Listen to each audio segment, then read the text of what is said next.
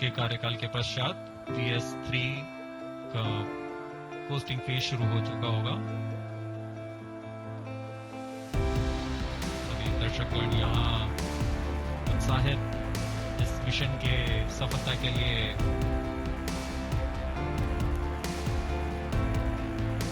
कुछ ही क्षणों में हम देखेंगे तृतीय चरण। Third stage action completed. तृतीय चरण का कार्यकाल समाप्त हो चुका है और इसके पश्चात Vehicle in combined hosting for approximately 200 seconds. इसके साथ ही तृतीय तथा चतुर्थ चरण सम्मिलित होकर होस्टिंग फेज जारी है। There's a confirmation of expected performance by the PS3 stage, and currently the thrust has been cut off, but the vehicle is coasting with the PS3 still intact. The separation of PS3 has not yet taken place. Vehicle performance normal. Hosting phase 200 second तक जारी रहेगा। उसके पश्चात तृतीय चरण को यान से पृथक कर दिया जाएगा। The combined coasting continues for 200 seconds. Thereafter, the separation of PS3 takes place, but PS4 continues to coast for another 400 seconds.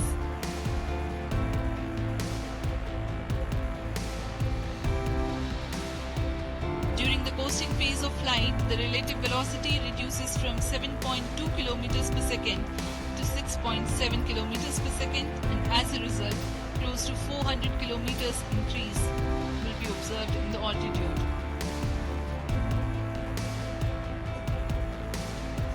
XPoSat विभिन्न खगोलीय विकिरण उत्सर्जन स्रोतों जैसे ब्लैक होल, न्यूट्रॉन तारे, सक्रिय आकाशगंगा, नाभिक, पल्सर पवन, निहारिका आदि से उत्सर्जित उत्पन्न जटिल प्रक्रियाओं द्वारा होता है और इसे समझना खगोलविदों के लिए एक चुनौती बना रहा है। एक्सरे पोलैरिमीटर हमारी समझ में दो और आयाम जोड़ेंगे। यह है ध्रुवीकरण की मात्रा तथा ध्रुवीकरण का कोण, और इस तरह यह खगोलीय स्रोतों से उत्सर्जन प्रक्रियाओं को समझने में उत्कृष्ट निदान उपकरण साबित होंगे। एक्सपोसेट द्वारा भारतीय विज्ञान समुदाय की राह पर यह एक प्रमुख अनुसंधान की दिशा है। एक्सपोसेट में दो मुख्य वैज्ञानिक निर्भार हैं जिनका नाम है पॉलिक्स और एक्सिस्पेक्ट। इस उपग्रह का कुल भार 469 kg है।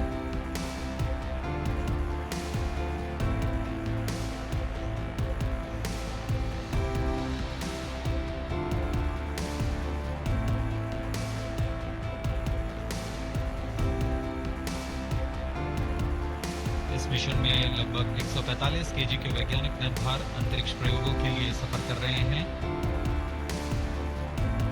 इन्हें अंतरिक्ष प्रयोग OM-3 का नाम दिया गया है। सर्वप्रथम OM PSLV orbit experiment module का सफल प्रयोग 30 जून 2022 को PSLV C-53 द्वारा देखा गया था। फिर 22 अप्रैल 2023 को PSLV C-55 द्वारा OM-2 का प्रयोग भी हमने देखा। आज इसी कड़ी को आगे बढ़ाते हुए OM-3 के प्रयोग किए जाएंगे। Third stage separated. जी हाँ, इसकी पुष्टि हो चुकी है। तृतीय चरण को यान से पृथक कर दिया गया है। Vehicle in separated hosting for approximately 425 seconds. Plus 10 minutes. तृतीय चरण के पृथकन के पश्चात चतुर्थ चरण के प्रज्वलन में अभी समय है और इस दौरान PS4 का कोस्टिंग फेज जारी है। यह करीब 400 सेकंड तक जारी रहेगा।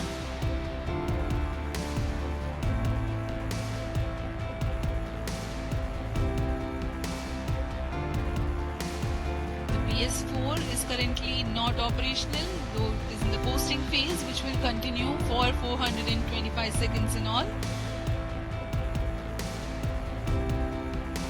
Vehicle performance normal. The PS4 stage, when it ignites, will continue to burn for 247.5 seconds. Thereafter, the injection parameters of the spacecraft Exposat will be achieved.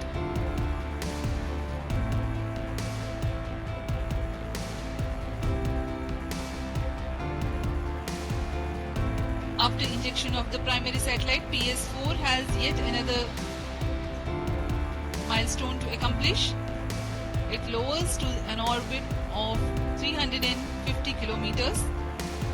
After Exposat injection, this orbit will be at 9.6 degrees inclination, which is achieved to 2 restarts.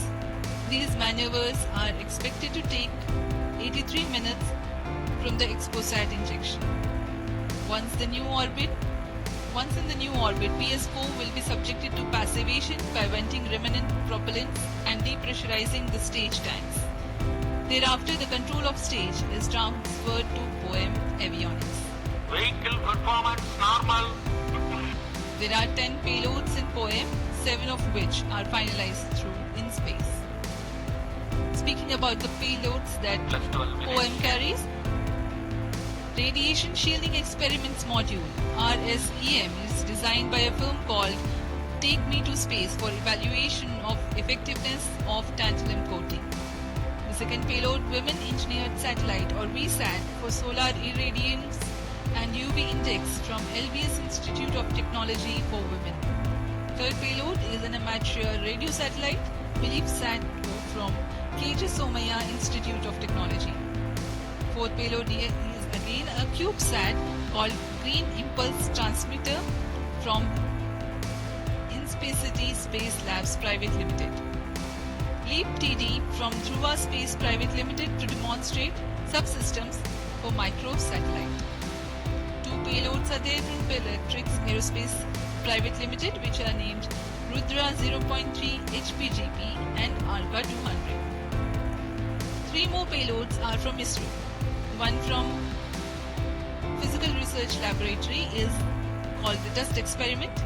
2 more from Vikram Sarabhai Space Center. One will be called as Fuel Cell Power System and the other is silicon-based high energy cells. These are the payloads from ISRO.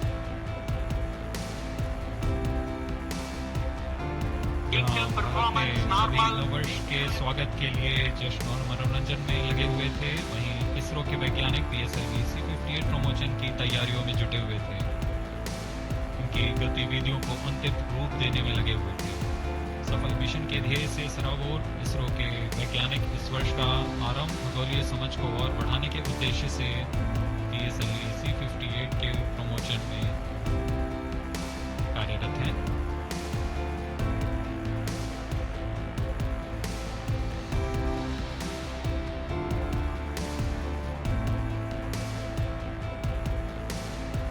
वर्तमान में यान की ऊंचाई 516 kilometre,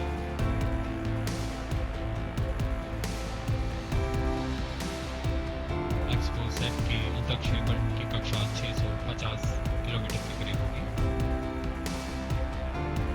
वर्तमान में सापेक्ष गति 6.86 kilometre प्रति सेकंड।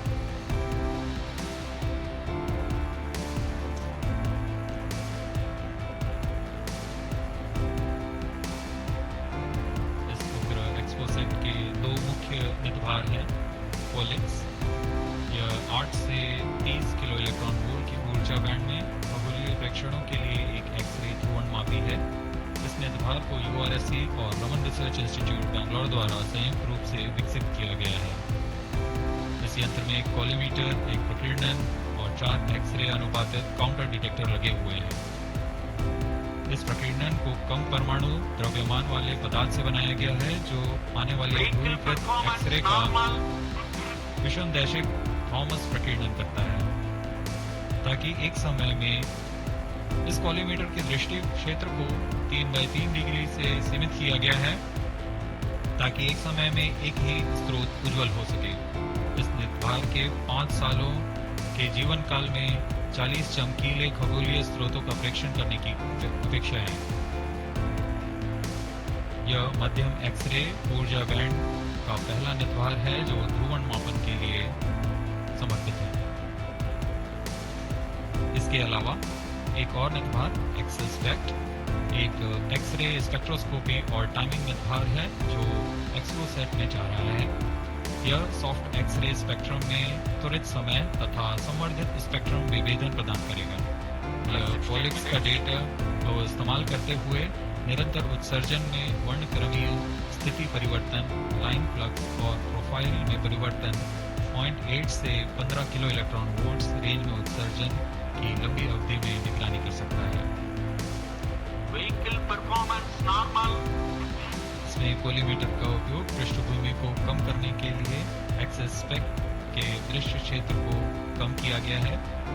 एक्सेस स्पेक्ट विभिन्न स्रोतों जैसे एक्सरे, पल्सर, ब्लैक होल, लो मैग्नेटिक फील्ड, न्यूट्रॉन स्टार और मैग्नेटार्स आदि खगोलीय स्रोतों का निरीक्षण कर सकेगा।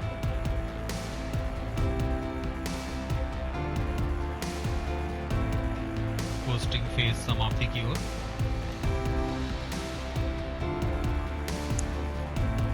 Stage engine started.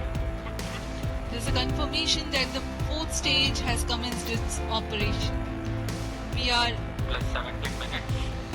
17 minutes into the launch. Current altitude is 606 kilometers. Fourth stage performance normal. चतुर्थ चरण जो कि तरल नोदक पर आधारित इंजन है, MMH और MON ईंधन के रूप में इस्तेमाल करते हुए यह 14.66 किलो न्यूटन का प्रणोद उत्पन्न कर रहा है। इसमें जैसे 2 इंजन लगे हुए हैं। वर्तमान ऊंचाई 615 किलोमीटर, सापेक्ष गति 6.7 किलोमीटर प्रति सेकेंड। चतुर्थ चरण वह अंतिम चरण है जो उपग्रह के अंतःक्षेपण की स्थितियां प्राप्त कर उपग्रह को उद्दिष्ट कक्षा में अंतःक्षेपित करेगा।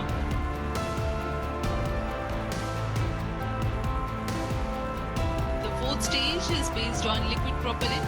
Propellant loading is 1.6 tons. The fuel is monomethyl hydrazine and oxidizer is mixed oxides of nitrogen.